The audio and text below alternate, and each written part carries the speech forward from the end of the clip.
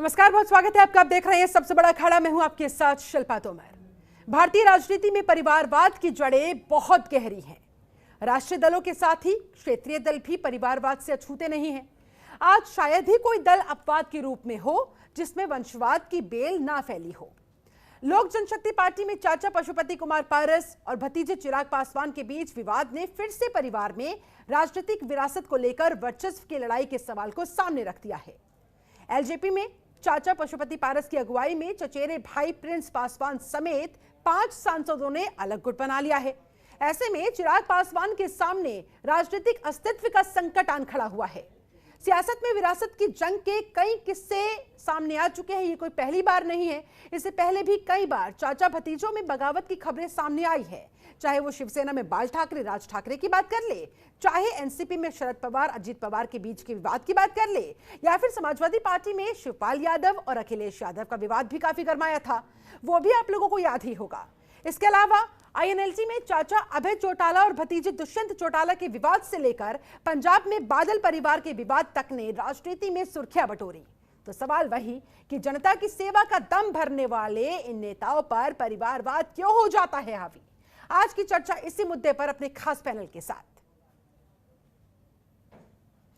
तो आज इस परिस्थिति के बाद जो बहुत सारे सवाल खड़े होते हैं, सवालों से आपको रूबरू करवा देते हैं। क्या परिवारवाद में पार्टियां टूटती जा रही है? क्योंकि परिवारवाद इस हद तक हावी हो चुका है कि क्या अब इसका असर पार्टियों में टूट के रूप में उभर कर सामने आ रहा है? बहुत बड़ा सवाल। राजनीति में सेवा भाव सर्वप्रथम या फिर परिवारवाद? जी हां, तमाम राजनीतिक दलों को यह सोचना होगा, इस सवाल का जवाब खोजना होगा। सियासत में परिवारवाद, लेकिन खत्म क्यों नहीं होता है विवाद? परिवारवाद तो देखने को मिलता ही है, लेकिन परिवारवाद में जो विवाद निकलकर सामने आता है, तमाम राजनीतिक दलों की अगर मैं बात कर लूं तो उस विवाद पर भी सवाल खड़े होते हैं। क्या परिवारवाद में थम रहा है विकास का पहिया? इस परिवारवाद की वजह से विकास का पहिया जितनी तेजी के साथ आगे बढ़ना चाहिए वो बढ़ता नहीं है। परिवारवाद में सत्ता का लालच क्यों? जनता की भलाई जरूरी, परिवारवाद क्यों बना मजबूरी? आज इन तमाम सवालों के ढूंढने की हम करेंगे कोशिश और ग्राफिक्स के माध्यम से आपको बताते हैं कहां कहां विवाद। शिवसेना का विवाद, बाल ठाकरे के सबसे करीबी थे राज ठाकरे। बाल ठाकरे ने राज ठाकरे को उत्तराधिकारी नहीं बनाया था, जिसके बाद बाल ठाकरे के सबसे करीबी राज ठाकरे नाराज हो गए थे और बाल ठाकरे ने राज ठाकरे की बजाय उद्धव को अपना उत्तराधिकारी बनाया, जिसके बाद वारिस घोषित करने पर राज ठाकरे ने अपनी राहें अलग कर ली थी। महाराष्ट्र नवनिर्माण सेना के नाम से उन्होंने अपना नया दल बना लिया था। तो ये शिवसेना का विवाद हम बता रहे हैं। परिवारवाद के चलते शिवसेना में जिस तरह से विवाद निकलकर सामने आया था। एनसीपी की बात कर लेते हैं। एनसीपी में अजीत पवार ने बीजेपी के साथ गुपचुप सरकार बना ली थी। राजनीति में बात करें शरद पवार और अजीत पवार की तो इन दोनों की जोड़ी काफी मशहूर है। चाचा को राजनीतिक गुरु मानने वाले अजीत पवार ने बगावत की। राजनीतिक महत्वाकांक्षाओं के चलते बीजेपी के साथ अजीत पवार जाकर मिल गए थे और अजीत पवार बीजेपी सरकार में उप मुख्यमंत्री बन गए थे। लेकिन 3 ही दिन बाद अजीत पवार को अपना इस्तीफा देना पड़ा था। तो सपा में भी कुछ इस तरह का विवाद है, आईएनएलजी में भी कुछ इस तरह का विवाद है और बादल परिवार में।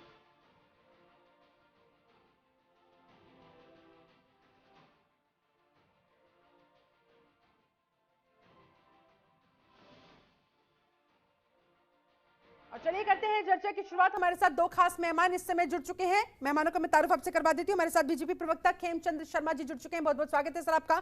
इसके अलावा सपा प्रवक्ता कपिल श्रीवास्तव भी हमारे साथ जुड़े हुए हैं। चर्चा की शुरुआत कपिल जी आपके साथ करना चाहूंगी। जनता की भलाई जरूरी या फिर परिवारवाद? और अगर परिवारवाद इस हद तक हावी होता है तो जनता की भलाई का दम क्यों भरा जाता है?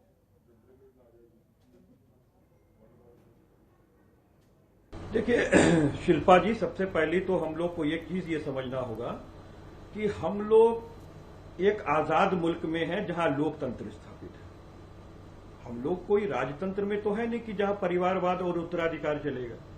ये तो यहां नहीं चलता, क्योंकि जहां पर निर्वाचन हो वहां पे भ्रम नहीं फैलाया जा सकता परिवारवाद का। वैसे तो वंशानुगत क्रम में अगर आप देखें तो शायद ही कोई पार्टी होगी जिसके यहां पिता पुत्र और बाबा इत्यादि सारे लोग काम ना किए हो एक साथ। वही एक पार्टी हमको उठा के बता दीजिए।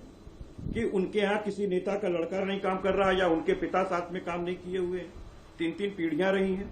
तो बात इस चीज की लोकतंत्र में होती है। लोकतंत्र में जनता उसे सराहती है जो जनता से जुड़े हुए मुद्दों पे जनता के साथ, जनता के लिए खड़े होते हैं और प्रदेश और देश को आगे बढ़ाने का काम करते हैं। तो लोकतंत्र में अगर कोई परिवारवाद कहता है तो वो आंख में धूल झोंक रहा है, इसके सिवाय और कुछ नहीं।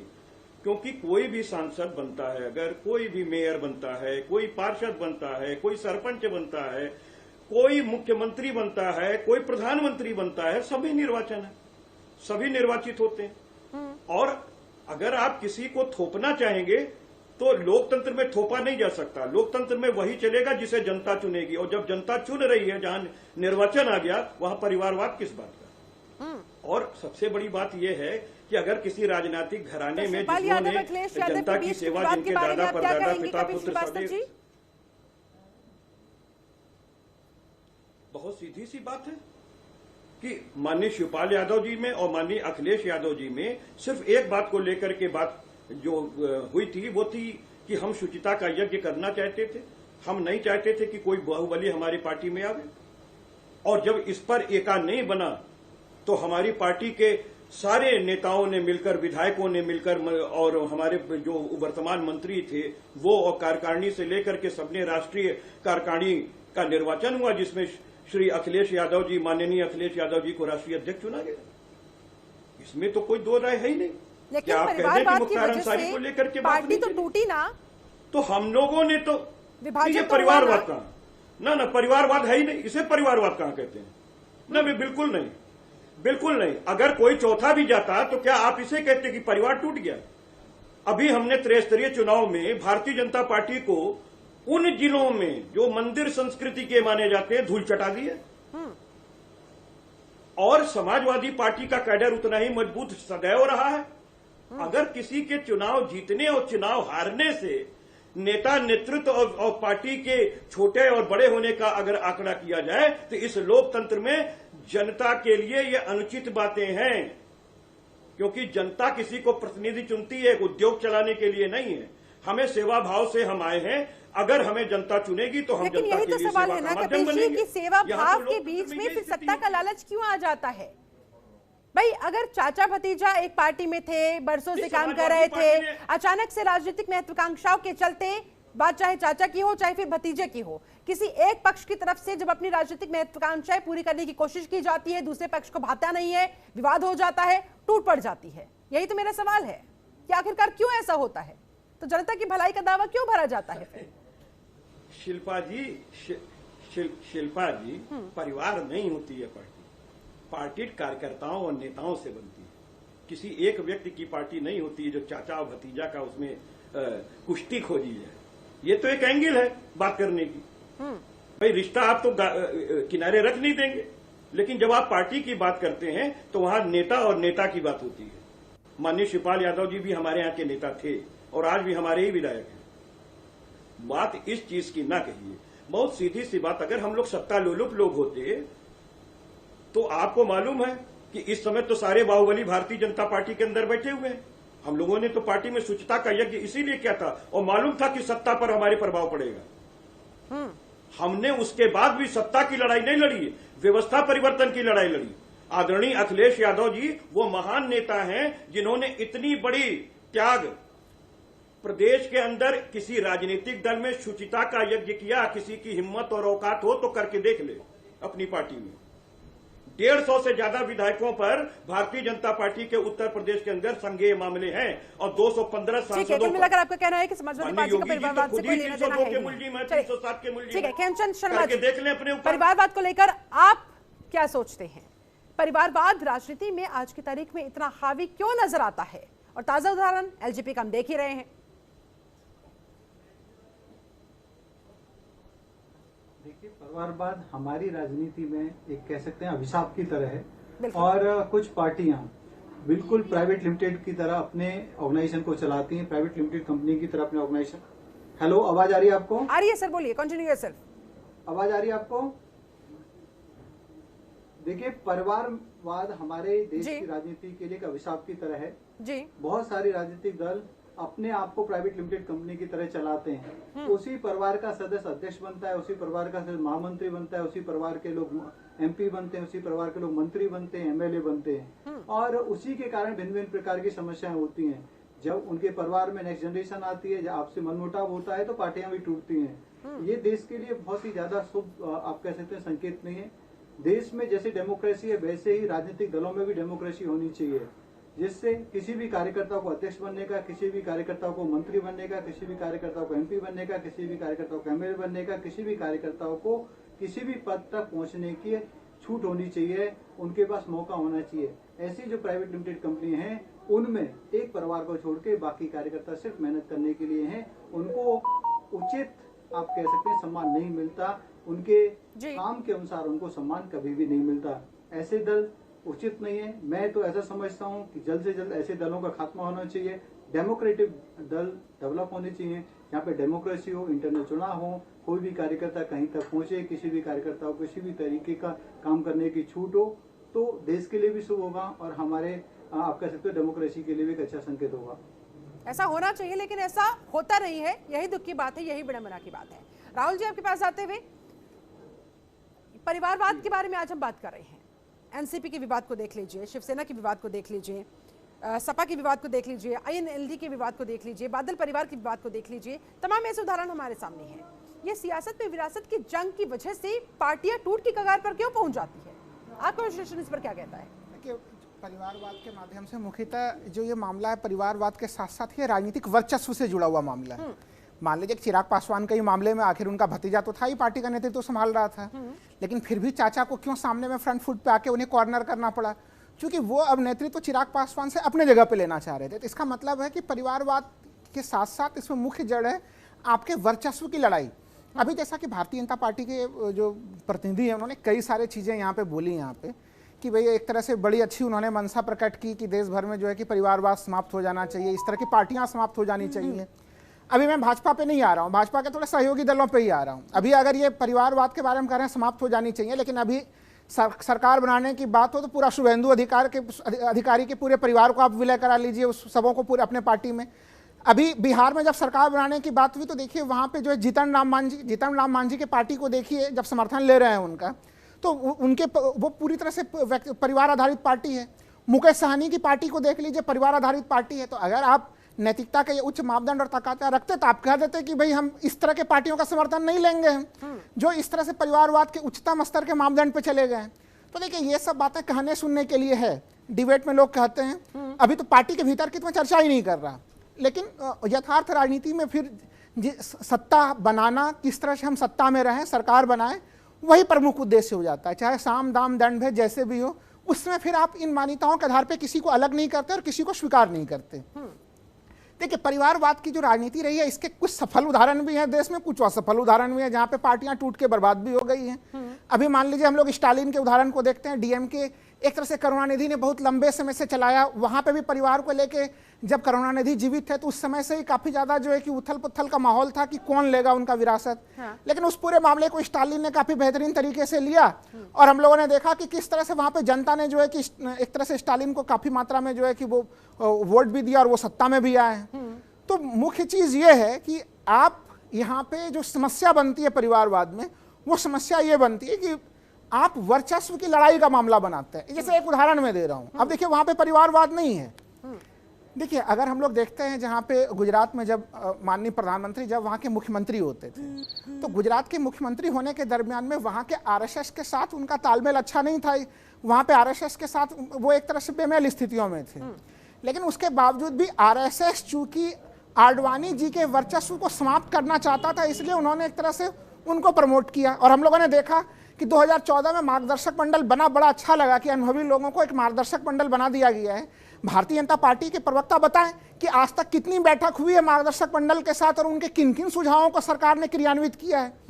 तो स्पष्ट है कि यह भी क्या था, वो एक वर्चस्व की लड़ाई थी कि आपने एक आडवाणी जी के इरा को समाप्त किया और मोदी जी का इरा को समाप्त किया, लाया आपने उनको जो है। तो ये वर्चस्व की लड़ाई जो है कि चल रही है, जो हम लोग अभी देख रहे हैं अलग अलग जगहों पे, वो वही मामला है। चिराग पासवान के मामले में देखिए, चिराग पासवान की गलती क्या रही कि उन्होंने एक तरह से ये पूरा बदला लिया गया है। चिराग पासवान से ये बदला नहीं है, ये बदला मुख्यतः जो वहां की पार्टी जदयू है उसने ये बदला जो है कि बीजेपी से लिया है, क्योंकि वो बहुत ज्यादा दावा कर रहे थे हनुमान भक्त बनने का कि ठीक है भाजपा ने उनसे हमेशा पलड़ा अलग करके रखा, लेकिन पूरे बिहार चुनाव में हम लोगों ने देखा कि आज वहां पे अगर जदयू से बड़ा पार्टी के रूप में, अगर बड़ी पार्टी के रूप में अगर भाजपा उभरी है वहां पे, तो उसमें चिराग पासवान का बड़ा योगदान था, क्योंकि उन्होंने जदयू की सीटों पे तो काफी ज्यादा लड़ाई लड़ी, बीजेपी की सीटों पे उस तरह से जो है कि वहां पे उनके सहयोग में खड़े रहे वो। तो ये सब तमाम परिस्थितियां हम लोग देख रहे हैं। राजनीतिक बिसात पे कभी किसी को ऊपर उठाया जाता है, कभी किसी को नीचे किया जाता है। ठीक है, डॉक्टर अजय उपाध्याय, बहुत बहुत स्वागत है आपका इस खास चर्चा में। कांग्रेस प्रवक्ता हमारे साथ जुड़ चुके हैं। डॉक्टर अजय उपाध्याय, आपको क्या लगता है, राजनीति में सेवाभाव से तमाम नेतागण सामने आते हैं, बड़े बड़े दावे भी करते हैं, वादे भी जनता से करते हैं, लेकिन देखा जाता है कि कहीं ना कहीं पार्टी के अंदर परिवारवाद हावी होने के बाद वही जनता छला से महसूस करती है। आपको क्या लग रहा है, सियासत में ये परिवारवाद कब खत्म होगा? खत्म होगा भी, कभी खत्म होगा ही नहीं, और इसके जो एडवर्स इफेक्ट्स देखने को मिलते हैं, पार्टियां टूट जाती है। जो एक नॉर्मल कार्यकर्ता है, जमीनी स्तर से जुड़ा हुआ कार्यकर्ता है, जो दिन रात काम करता है, उसे आगे बढ़ने का मौका नहीं मिल पाता है, उसका मनोबल गिरता है। कई प्रश्न साथ में आपने किए हैं शिल्पा जी, तो मैं थोड़ा सा वक्त दीजिएगा ताकि मैं उत्तर दे सकूं। पहली बात, चूंकि आज का ये पूरा डिबेट कहीं ना कहीं बेस्ड है एलजेपी के कारण जो आज परिस्थितियां बनी है अचानक, इसके बैकग्राउंड को थोड़ा मैं जरूर पृष्ठभूमि को समझाना चाहूंगा। हालांकि एक विद्वान साथी हमारे अभी कुछ चर्चा भी कर रहे थे और बहुत हद तक वो सच्चाई का भी सामना उन्होंने किया कि किस तरह बिहार में एक हनुमान भक्त की भूमिका में केंद्र की सरकार के साथ मोदी जी का हनुमान भक्त बनकर के चिराग पासवान बिहार में गए, चुनाव लड़े, और चुनाव का क्या नतीजा हुआ सबको पता है। निश्चित तौर पे रामविलास जी की इस पार्टी के कारण कहीं ना कहीं नीतीश जी को हानि हुई थी, और नीतीश जी ने आज बदले के भाव में जो पूरा ये प्रक्रम चल रहा है, चूंकि विस्तार की बात थी लोकसभा मंत्रिमंडल में, केंद्रीय मंत्रिमंडल में, और चिराग पासवान को संभवतः मंत्रिमंडल में जगह मिलने की चांसेस थे, जिसके कारण ये सारे विवाद हुए हैं। बिहार की राजनीति को भी थोड़ा इसमें इस संदर्भ में हम देख लेना चाहेंगे। जिस तरह से हार जीत जिसकी भी हो, पहली पार्टी नंबर 1 की पार्टी तो वहां सत्ता से बाहर है, जो विरोधी दल में बैठी हुई है, और महागठबंधन के साथियों को जो जिस तरह से सीट आई थी, नीतीश जी तीसरे नंबर की पार्टी थी। ये 3 चेहरे ही थे मिला जुलाकर बिहार की राजनीति में, तेजस्वी यादव, नीतीश कुमार और तीसरा चिराग पासवान। निश्चित तौर पे हार होने के बाद भी एक बाजीगर की भूमिका में थे, और एक दलित चेहरा बिहार में उभर करके नौजवान, एक स्वच्छ छवि का नौजवान उभर कर आया। मुझे लगता है नीतीश कुमार जी पर चूंकि चुनाव के दौरान उनके कुकृतियों को, कुशासन पर उन्होंने लगातार प्रहार किया था, इसका नतीजा नीतीश जी आज भी घबराए हुए हैं, परेशान है, और दलित राजनीति को कहीं ना कहीं स्पेस नहीं देना चाहते बिहार की राजनीति में, जो फ्यूचर कहीं बन जाए बिहार में। इसलिए सारे कायनात शुरू हुए हैं। चाचा भतीजा की लड़ाई निश्चित तौर पर दिल्ली में भी रही, एलजेपी में भी रही, उत्तर प्रदेश में भी, अभी कपिल जी से भी आपने पूछा, और शरद पवार के भी टाइम में ऐसा लगा था कि उनके भी चाचा भतीजा की लड़ाई आपस में होगी। लेकिन उत्तराधिकार जिसको देता है सीनियर नेता, जो वर्षों से अपने राजनीतिक कहीं ना कहीं जोड़कर अपने कार्यकर्ताओं को रखता है, तो अंततः लाभ उसी को होगा। इस एपिसोड में भी तत्कालिक लाभ निश्चित तौर पे इन 5 सांसदों को हो जाए, लेकिन ये वही 5 सांसद है जो इसी चिराग पासवान की रणनीति का परिणाम था कि ये लोग संसद में पहुंचे हैं, नहीं तो कोई संसद में पहुंचने लायक नहीं था, और आगे भी संभावना नहीं है।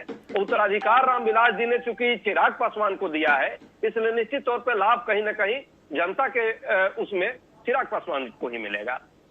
परिवारवाद की बात आपने की है। हाँ। परिवारवाद इस देश की राजनीति की एक सच्चाई है। इससे कोई भी दल जो अपने को बहुत पाक साफ करता है, अपने को कहता है कि हम परिवारवाद के विरुद्ध लड़ाई लड़ते हैं, बल्कि कई दलों ने तो वंशवाद के विरुद्ध ही अपनी वजूद कायम की थी, और जनता में यही लेकर के गए थे। आज वो सभी परिवारवाद के शिकार हैं। क्या कांग्रेस, क्या भाजपा, क्या सपा, क्या बसपा, क्या शिवसेना और क्या लोजपा, सबकी सब में है। अंतर यह है कि आपको ये देखना होता है कि जो लोग उस स्टेज में हैं, यदि उस परिवार में मुझे इस बात की कि आपने इतनी ईमानदारी के साथ इस बात को स्वीकार किया है, लेकिन डॉक्टर अजय उपाध्याय, इस परिवारवाद के पीछे का कारण अगर आप बता सके तो, और उस कारण पर क्या कोई समाधान नजर आता है? क्योंकि इस परिवारवाद की वजह से पार्टी तो टूटती ही है, कई दफा ऐसा देखने को मिला, सुनने को मिला, लेकिन कहीं ना कहीं जनता के साथ भी धोखा हो जाता है। 2 चीजें हैं शिल्पा जी इसमें। एक दृष्टांत तो ये है कि जैसे आज का दृष्टांत है परिवारवाद का जो ये नमूना है, लेकिन मैं मानता हूं कि टूटने का नमूना परिवारवाद का नहीं है, सत्ता का संघर्ष है और सत्ता की लिप्सा है। और जो बिहार में नीतीश जी का जो है अपनी जो चाल है, कहीं ना कहीं उसका ये परिणाम है कि विभीषण घर में ही पैदा हो गया है। लेकिन सच्चाई ये भी है कि परिवारवाद ने जोड़ कर भी रखा। यदि रामविलास पासवान जी और उनका परिवार जिस तरह से पहले जुड़ा रहा, उसके नतीजे एलजेपी को लाभ भी हुए। मैं एलजेपी के संदर्भ में कह रहा हूं। और दलित उत्थान में कहीं ना कहीं, दलित चेतना में कहीं ना कहीं उनका अपना रोल रहा। अब ये डिपेंड करता है कि कैसा, जैसे कांग्रेस परिवार की बात बार बार होती है, मैं स्पष्टता के साथ कहूंगा, हमारे यहाँ गांधी परिवार एक हमारे लिए यूनाइटिंग फोर्स है, और वो ऐसा फोर्स है जिससे हमारी पार्टी टूटती नहीं है बल्कि जुड़ती है। जबकि बाकी जगह पे उसके कई जगह दुष्परिणाम भी मिले हैं। आपने शिवसेना की भी बात की थी, अच्छा आपने किया था एनालिसिस। उत्तराधिकारी चूंकि ठाकरे साहब ने उद्धव ठाकरे को दिया और वहां टूट भी हुई, लेकिन आप देखिए जो लोग टूट कर गए वो नेपथ्य में चले गए। ये लगातार उदाहरण है। शिवपाल जी को भी आना पड़ा लौट के।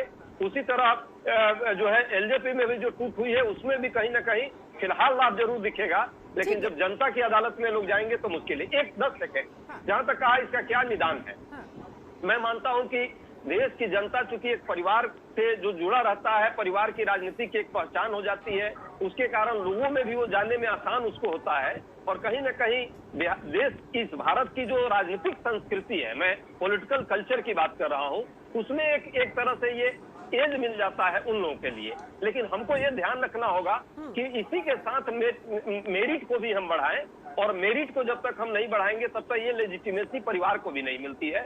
इसलिए गांधी परिवार के तहत हमने जब भी देखा है और सवालों के साथ डॉक्टर अजय उपाध्याय आपके पास हमारे साथ अभिषेक अग्निहोत्री, शिवसेना के प्रवक्ता, वो भी जुड़ गए हैं। बहुत बहुत स्वागत है सर आपका। अभिषेक जी, सियासत के अंदर ये वर्चस्व की लड़ाई, ये परिवारवाद कितना हावी है, आप भी समझते हैं, हम भी देखते हैं। अब ये बताएं कि परिवारवाद आखिरकार तमाम राजनीतिक दलों की इस हद तक मजबूरी क्यों बन गया है? शिल्पा जी, पहले तो मैं सभी पैनल उपस्थित लोगों को मैं अपना नमस्कार करता हूँ। साथ ही मैं आपसे जो है इजाजत ये चाहता हूँ कि जितना समय और लोगों को दिया है कृपया मुझे भी दीजिएगा। यहाँ पे बहुत अच्छा सभी ने ज्ञान दिया परिवारवाद से, वंशवाद से, राजनीति में किस तरह से परिवारवाद हावी रहता है, किस तरह से समस्याएं पैदा होती हैं। तो मैं भी अपना जो है 1 मिनट अपनी बात को खत्म करूंगा। यहाँ हमारे भाजपा के प्रवक्ता शर्मा जी, चिंतन शर्मा जी बैठे हुए, उन्होंने परिवारवाद की बहुत अच्छी परिभाषा दी है। क्या होता है ना, कुछ चीजें हम लोग सिर्फ सुनने में अच्छी लगती हैं, लेकिन उससे प्रैक्टिकली रूप से हम कितना काम उस पर करते हैं, महत्वपूर्ण मुद्दा ये होना चाहिए।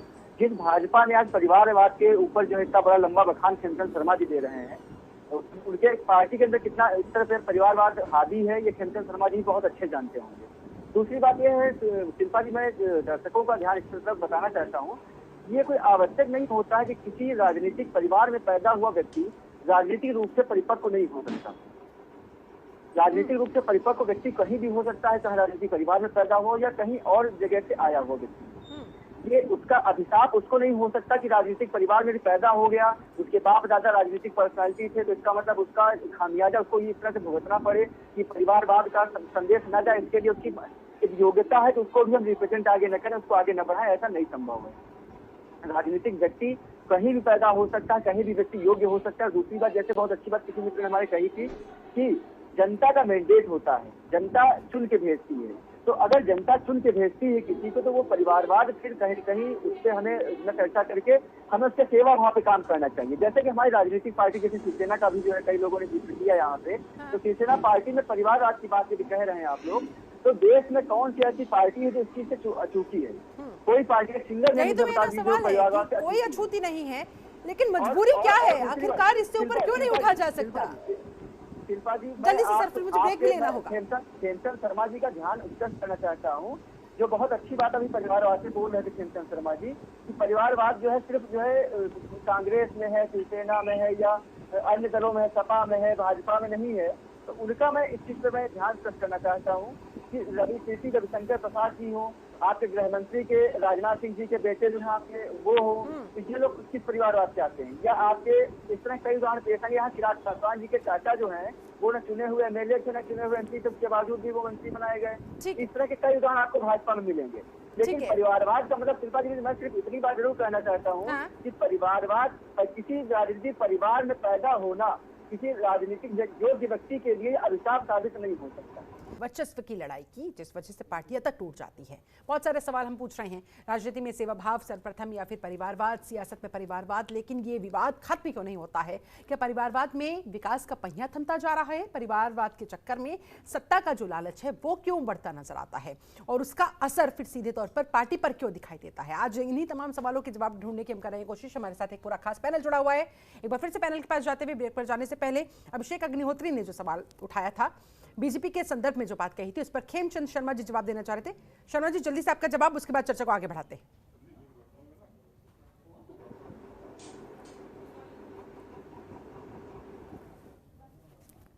लगता है शर्मा जी से संपर्क टूट गया है हमारा, दोबारा उनसे संपर्क साधने की कोशिश करेंगे। कपिल श्रीवास्तव, आपके पास आते हुए, परिवारवाद को लेकर एक दूसरे पर आरोप तो लगा दिया जाता है, लेकिन आप जरा ईमानदारी से जवाब दीजिएगा, जिस तरह से डॉक्टर अजय उपाध्याय देते नजर आए थे, क्या अपने गिरेबान में झांकने की जरूरत महसूस नहीं होती? वर्चस्व की लड़ाई का भी यहां पर जिक्र कीजिएगा। शिल्पा जी, मैं मत होते हुए एक बात कहता हूं, जो लोकतंत्र में बहुत मजबूत आधार है, क्योंकि जहां निर्वाचन होता वहां परिवारवाद नहीं होता। डॉक्टर साहब ने उस सेंस में नहीं कहा है। बहुत सीधी सी बात यह है कि जहां पार्टी के अंदर भी चुनाव हो रहा है और उसके बाद जब हम किन्हीं पदों के लिए लड़ते हैं तो भी वहां निर्वाचन होता, जनता चुन करके भेजती, तो इसमें डायनेस्टी किस बात की? अब सबसे बड़ी बात यह है कि अगर लोकतंत्र की लड़ाई में किसी व्यक्ति ने अपनी बहुत अहम भूमिका इस देश को बनाने में, प्रदेश को बनाने में लगाई है, तो जनता उसके साथ खड़ी होती है।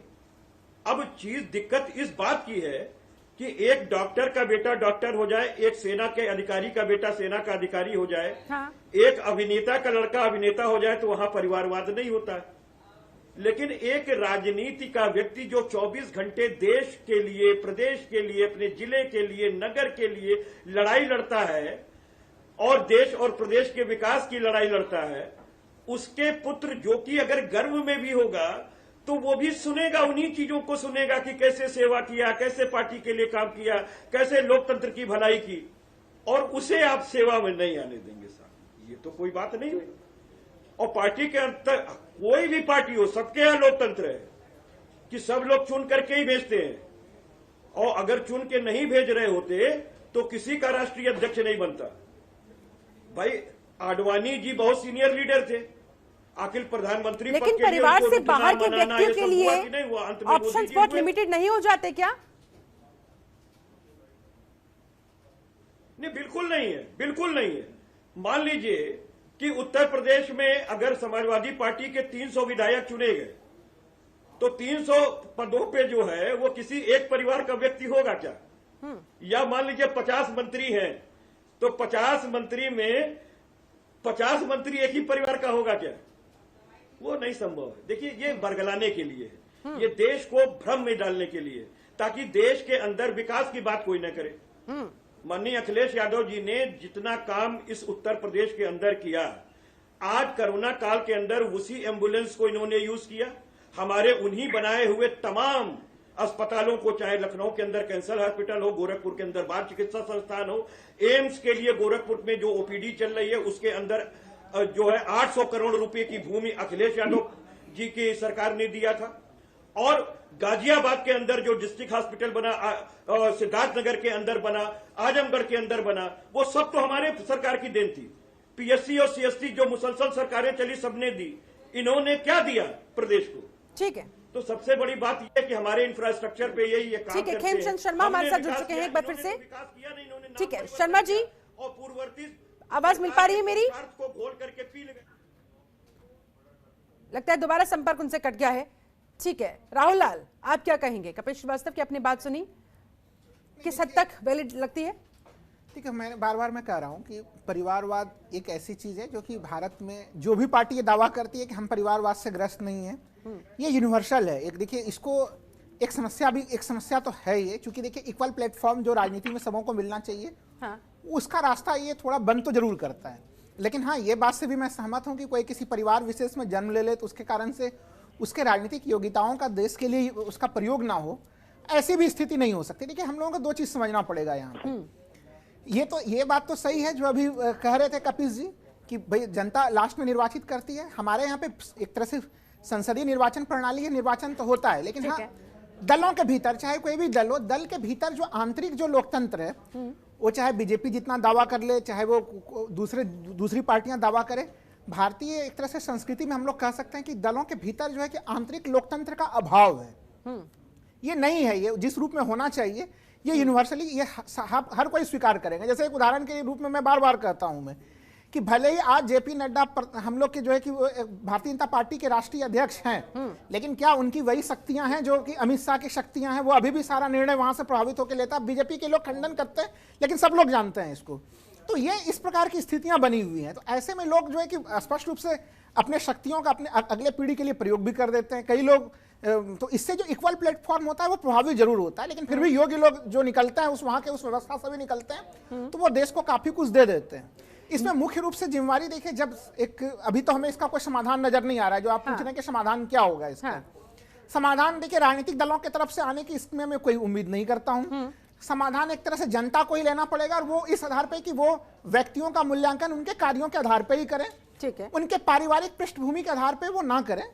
ठीक है कि वो उन्होंने अपने संसदीय क्षेत्र में कैसा काम किया, अपने विधानसभा क्षेत्र में कैसा काम किया, एज ए मंत्री के रूप में कैसा काम किया, इस रूप में जो है कि जनता को मूल्यांकन करना पड़ेगा यहाँ पे। और ये जो बार बार कहा जा रहा है कि बीजेपी तो बिल्कुल जो है कि परिवारवाद से जो है कि मुक्त पार्टी है, बाकी सारी पार्टियां जो है कि वो परिवारवाद से ग्रस्त हैं।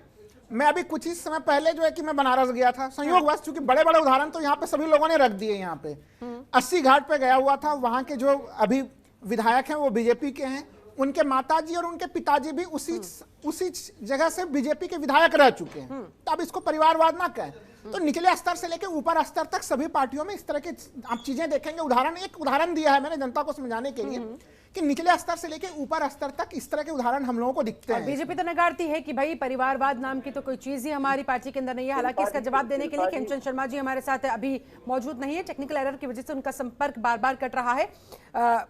लेकिन डॉक्टर अजय उपाध्याय, आपके पास आते हुए, जिस तरह से राहुल लाल जी ने कहा कि योग्य लोग निकलते हैं तब भी अपना रास्ता निकाल लेते हैं, बना लेते हैं, एक नदी के प्रवाह को कोई नहीं रोक सकता है, लेकिन मुश्किलात का तो सामना उन लोगों को करना पड़ता है ना, इसी परिवारवाद की चिड़िया की वजह से। नहीं, राहुल जी के बात से मैं बहुत हद तक सहमत हूं कि उन्होंने बहुत निष्पक्षता से इस बात को विश्लेषण करने का प्रयास किया। और सच्चाई भी यह है कि जो सामान्य परिवार का कोई व्यक्ति जब राजनीतिक जीवन में आता है और उसकी कोई राजनीतिक पृष्ठभूमि नहीं होती है, तो निश्चित तौर पर उसको उन लोगों के बनस्पत ज्यादा संघर्ष करना पड़ता है जिनकी पारिवारिक पृष्ठभूमि पहले से स्थापित है। लेकिन इस सच्चाई को भी स्वीकारना होगा कि यदि पारिवारिक पृष्ठभूमि वाले लोग भी उस स्तर पर यदि वो अपने आप को डिजर्व नहीं करते या अपने आप को उस कद को मेंटेन नहीं करते, तो उनके भी बहुत सारे क्षरण के उदाहरण है। बहुत सारे लोग हैं जो आज एक ही परिवार के दो लोग हैं, राहुल गांधी जी और दूसरे जो है वरुण गांधी जी। वरुण गांधी जी कहाँ है? भाजपा में है, उनकी माताजी भी भाजपा में है। दोनों तो परिवार वंशवाद के ही से माना जाए तो प्रतीक थे, लेकिन वो दोनों की हैसियत कुछ नहीं रह गई है। और राहुल जी ने जो है संघर्ष किया है, समय दिया है। निश्चित तौर पर उनके जीवन में ऐसा नहीं है कि उनको ताज ऐसा ही मिल गया है, कांटों का ताज मिला, उस पर वो संघर्ष अभी भी कर रहे हैं। उद्धव ठाकरे जी का उदाहरण मैं मानता हूं कि उद्धव ठाकरे जी को भी जिस तरह से वो सोबर सिंपल दिखते थे, किसी को नहीं भरोसा था कि जब वो आएंगे तो इतना अच्छा परफॉर्म करेंगे, और वो ईमानदारी से मेहनत से वो काम कर रहे हैं। ये डिपेंड करता है कि आपके अंदर इच्छा शक्ति कैसी है, आपकी परवरिश कैसी हुई है, आपके अंदर संस्कार कैसे हैं। और मैं अखिलेश यादव को भी इस मामले में प्रशंसा करूंगा। बेशक हम उनके साथ हमारा कोई संबंध राजनीतिक नहीं है, लेकिन उन्होंने भी इतने कम समय में जिस तरह से पढ़ा लिखा एक नौजवान और आकर के मेहनत करने का प्रयास किया है, वो भी दिखता है। तेजस्वी यादव का देखिए किस तरह बिहार में उनके भी परिवार में अंदर में ही अंतरकलह थी, और उस अंतरकलह से ऊपर उठ करके आकर के उन्होंने एक स्पेस क्रिएट की। अपने लिए भी स्पेस करना, पारिवारिक पृष्ठभूमि के अंदर भी सत्ता का वर्चस्व की लड़ाई होती है। आज उसी वर्चस्व की लड़ाई से चिराग पासवान कहीं ना कहीं सफर कर रहे हैं, ट्रांजिशन का पेज है।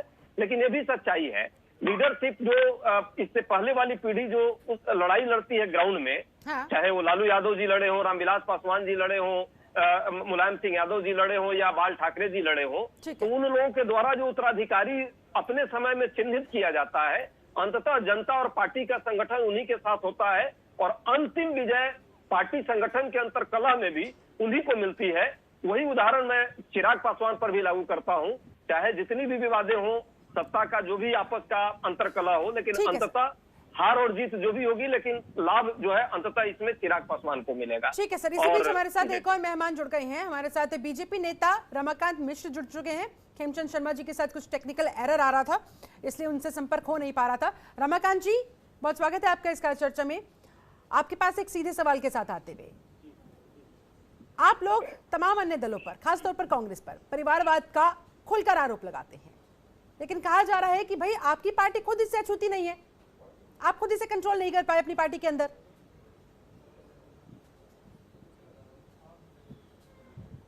देखिए शिल्पा जी, मैं एक चीज कहना चाहूंगा इसमें, जो कि परिवारवाद और परिवारवादी, इसमें दोनों में बहुत अंतर है, इसलिए इस चीज को समझना पड़ेगा।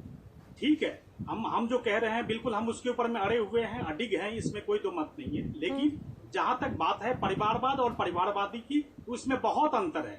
कांग्रेस परिवारवाद से ग्रसित है। देखिए, उसके पालने में पांव होते ही पूरे कांग्रेस पार्टी हम अध्यक्ष के रूप में उसको देखने लगता है। तो इस तरह की जो विरासतें अगर कांग्रेस पार्टी में है, तो उस चीज को समझना पड़ेगा और पूरे देश की जनता को भी समझनी पड़ेगी, खास करके कांग्रेस पार्टी के अंदर में। देखिए, वहां पर कांग्रेस पार्टी के अंदर में कहीं कोई योग्यता की कोई कमी नहीं है। वहां पर जो उनके पार्टी के कार्यकर्ता हैं, एक से एक योग्य हैं, लेकिन आज तक आपने इस तरह का कोई उदाहरण उन्होंने पार्टी ने पेश नहीं किया है, जो जिस तरह से ये कहा जाए, जो कि हाँ, अब ये बताइए, सोनिया गांधी और राहुल गांधी से क्या कोई योग्य इस पार्टी में नहीं है क्या? बहुत सारे योग्य हैं यहाँ पे। आप देखें, अगर G23 टीम की अगर बात कर लें, तो उसमें सारे योग्य नेता हैं उसमें, लेकिन फिर भी वहां पर एक ही चीज देखा जाएगा। सर, कांग्रेस पर तो आप बहुत तीरों से वार कर देंगे, लेकिन मैंने आपको अपने गिरेबान में झांकने को कहा था। आप अपने गिरेबान में क्या झांकेंगे? रमाकांत मिश्रा जी को मैं जवाब देना चाहता हूँ। वही चीज ठीक है, अभिषेक जी और एक और बात सर, रमाकांत जी, अभिषेक जी भी कुछ आपसे कहना चाहते हैं। एक सेकंड सर, पहले सुन लेते हैं, उसके बाद जवाब दीजिए। मैं शिल्पा जी, मैं ये रमाकांत मिश्रा जी जो बैठे हुए भाजपा प्रवक्ता महोदय, इनको मैं ये बात कहना चाहता हूँ, आंतरिक कलह की बात होती है, आंतरिक लोकतंत्र की बात हम लोग कर रहे थे, राजनीतिक पार्टियों में किस तरह से आंतरिक लोकतंत्र स्थापित होता है। तो रमाकांत मिश्रा जी को बहुत अच्छे से पता होगा कि इसमें भाजपा कौन है और कौन जो है गुजरात के दो लोग भाजपा को चला रहे हैं। पावर का सेंटर क्या है ये सभी को पता है। स्टेट का मुख्यमंत्री कोई भी हो, लेकिन पावर सेंटर कहाँ से ऊर्जा संचालित होती है वो रमाकांत जी को बहुत अच्छे से पता होगा, इसको बताने की आवश्यकता नहीं है। मैं कुछ नाम इनको चुनिंदा दिलाना चाहूंगा जो जनता के सामने पहले भी आ चुके हैं, और इनकी परिवार की फहरिस्त बहुत लंबी है, लेकिन मैं कुछ नाम जरूर इनको गिनाना चाहूंगा। देश के जो रक्षा मंत्री हैं राजनाथ सिंह जी, इनके बेटे पंकज सिंह जी नोएडा से विधायक हैं। हिमाचल प्रदेश के पूर्व मुख्यमंत्री बीके धूमिल के बेटे अनुराग ठाकुर से भाजपा सांसद हैं। यूपी के पूर्व सीएम राजस्थान के जो कल्याण सिंह जी है, इनके बेटे राजवीर सिंह जी भाजपा के सांसद है। कल्याण सिंह के उन्हीं के पोते जो संदीप सिंह योगी सरकार में मंत्री हैं। केंद्रीय मंत्री मेनका गांधी के बेटे जो रोहन गांधी सांसद हैं। राजनाथ सिंह के मुख्यमंत्री वसुंधरा राजे के बेटे दुष्यंत राजे झलवाड़ा से भाजपा के सांसद हैं। छत्तीसगढ़ के मुख्यमंत्री रमन सिंह के बेटे अभिषेक सिंह छत्तीसगढ़ के जनपद गांव से भाजपा। ठीक है सर, ऐसे तो ये लिस्ट बहुत लंबी हो जाएगी। ठीक है, जवाब बहुत लंबी फहरिस्त है मिश्रा जी, आप इस फहरिस्त को अध्ययन करिए और आप सोचिए आपके अंदर कितनी पार्टी में लोकतांत्रिक विचार जो रखने का सबको अधिकार है और किस प्रकार से किस तरह से। ठीक है अभिषेक जी, आपका सवाल आ गया है, जवाब ले लेते हैं मिश्र से, बोलिए सर। देखिए, बिल्कुल अभिषेक जी, आपने जो कहा इस चीज को ठीक है, आपने कहा, मैं आप बहुत सम्मान करता हूं आपका, लेकिन आपको मैंने पहले ही डिबेट से पहले ही कहा जो कि परिवारवाद और परिवारवादी में बहुत डिफरेंस है। इस चीज को समझने की जरूरत है। आप अगर यहीं पर ये भी कर सकते थे, शिवसेना के उद्धव ठाकरे जी और आदित्य ठाकरे जी, इनका भी आप नाम ले लेते तो बहुत अच्छा होता। तो कहने का मतलब ये है जो कि खास करके किसी को भी आक्षेप करने से पहले ये देखें जो परिवारवाद और परिवारवादी में डिफरेंस क्या है, और वही चीज समझने की जरूरत है। यहाँ पर पाँव पालने में पड़ेगी नहीं। शिल्पा जी ने बहुत सुंदर बात, आपसे सबसे पहले प्रश्न यही आया। अरे अभिषेक जी, आप कह रहे हैं पाँव पालने में है नहीं, और पाँव पालने में है नहीं, लेकिन पालने को जाकर के नमस्कार करना, जो कि हाँ आप हमारे अध्यक्ष के रूप में आप पहले ही आप प्रस्तुत हो गए। अच्छा, तो समझा दीजिए रमाकांत मिश्र जी, ये परिवारवादी है क्या? आप परिवारवाद में शामिल नहीं है, आपकी पार्टी परिवारवादी है आप लोग, तो वो क्या है आपके हिसाब से, जरा बताइएगा। जरा दर्शकों को समझाइएगा। शिल्पा जी मुझे 10 सेकंड। हाँ बोलिए सर। मैं बिल्कुल 10 से ये परिवारवादी क्या मतलब मैं है? आपको कहता हूँ। देखिए ऐसा है जो कि भाजपा इतनी बड़ी संगठन, विश्व की सबसे बड़ी पार्टी, अगर यहाँ पर अगर कोई अध्यक्ष, अगर एक कार्यकर्ता भी अध्यक्ष बन सकता है, उसमें अगर योग्यता है तो निश्चित तौर पर अध्यक्ष बन सकता है। लेकिन आप एक कांग्रेस पार्टी का एक उदाहरण के ही तौर पर आप देख लें तो यहाँ पर 30 सालों से, अगर आपने देखा होगा तो 30 सालों से कोई अध्यक्ष, जबकि मैं कह रहा हूँ G23 जो टीम है इनकी, उस टीम में इतने योग्य नेता हैं, इस पार्टी को इतना बेहतर तरीके से चला सकते थे, लेकिन सोनिया गांधी और राहुल गांधी ऐसा है ही नहीं। आप इसीलिए लग रहा है कि बार-बार G23 का ही नाम ले रहे हैं आप अभी तक परिवारवाद और परिवारवादी जो दो टर्म था जिसको लेके आप कह रहे हैं कि कोई परिवारवादी डिफरेंस समझने की आवश्यकता है सर। पहले वो डिफरेंस तो बता दीजिए। कांग्रेस पर ये जो आप तीर छोड़ रहे हैं सर, हमने कई बार पहले भी देखे हैं। परिवारवादी क्या मतलब है? मैं डिफरेंस के लिए हाँ। मैं उनका कोई मतलब नहीं है। अच्छा सुन लेते ना एक बार।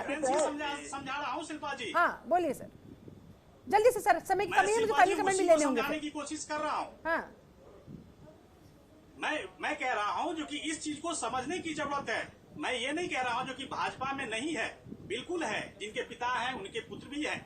लेकिन जहां तक बात है, पार्टी का एक विजन होना चाहिए, पार्टी की एक फोकस होना चाहिए, जो कि हाँ एक देश के लिए एक जो विजन होना चाहिए, वो विजन वो कांग्रेस पार्टी में नहीं है, बिल्कुल जमीन खत्म हो चुकी है। शब्द का अंतर पता नहीं चला सर। परिवारवादी फिर क्या मतलब होता है?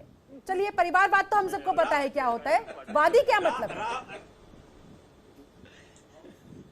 देखिए परिवार, मैं आपको ये कह रहा हूँ जो कि परिवारवाद और परिवारवादी, मैं कह रहा हूँ परिवारवाद वो शब्द है जिसमें मैंने ये कहा जो कि पार्टी के हर एक पदों के ऊपर में अगर योग्य है तो आप उसको रखिए, लेकिन ये नहीं है जो कि किसी के परिवार के अंदर में अगर कोई अयोग्य होने के बावजूद जनता गोली खारिज कर देगी, अंततः सबको जनता की अदालत चलिए सर, मेरे पास आप नहीं समझा पाए सर, लेकिन मेरे पास समय की कमी है। जल्दी जल्दी से आप सभी का मैं फाइनल कमेंट चाहूंगी। सबसे पहले राहुल लाल, रमाकांत मिश्र ने जो कहा, जो समझाने की कोशिश की, उस पर भी आपका फाइनल कमेंट, आपकी प्रतिक्रिया क्या कहना चाह रही है और आपका विश्लेषण इस पर क्या कहता है? देखिए रमाकांत जी को अजय उपाध्याय जी के स्टेटमेंट से ज्ञान लेना चाहिए कि उन्होंने अपने कमियों को स्वीकार करते हुए कहा ये भारतीय लोकतंत्र में सभी राजनीतिक दलों की एक कमी है, ये उसको स्वीकार करना चाहिए। मैं ये नहीं कह रहा हूं कि परिवारवाद के कारण हर व्यक्ति गड़बड़ी आता है, कई सारे अच्छे लोग भी, योगी लोग भी प्राप्त हुए हैं, लेकिन फिर भी हम इसको एक अच्छी विशेषता तो नहीं कर सकते इसको।